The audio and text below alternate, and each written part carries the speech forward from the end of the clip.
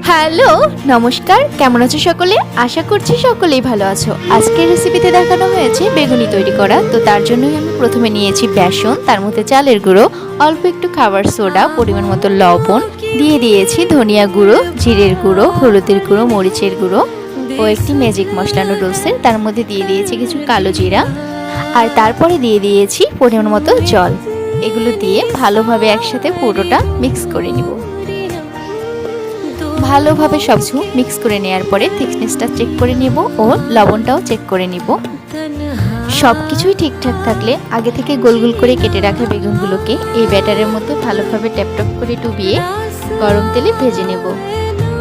এপাশ ওপাশ উল্টে খুব ভালোভাবে একদম মচমচে করে ভেজে তারপরে এগুলোকে আমি তুলে নিচ্ছি। এই তো তৈরি গোল গোল ছোট ছোট বেগুনি। আর এর সাথে আমি বানিয়েছিলাম একটি ধনিয়া পাতার চাটনি। চাটনির জন্য আমি কিছু ধনিয়া পাতা, 2 কোয়া রসুন, অল্প একটু আদা আর 2টো কাঁচা লঙ্কা মিলিয়ে ভালোভাবে পেস্ট করে নিয়েছিলাম অল্প একটু জল দিয়ে। তারপরে তার মধ্যে স্বাদ মতো লবণ ও দিয়ে দিয়েছিলাম একটু লেবুর রস। তাতেই তৈরি হয়ে গিয়েছিল মজাদার এই চাটনি। আর সাথে ছিল এই কিউট কিউট বেগুনিগুলো। তো আজকে এই পর্যন্তই। ভালো থেকো সকলে, টাটা।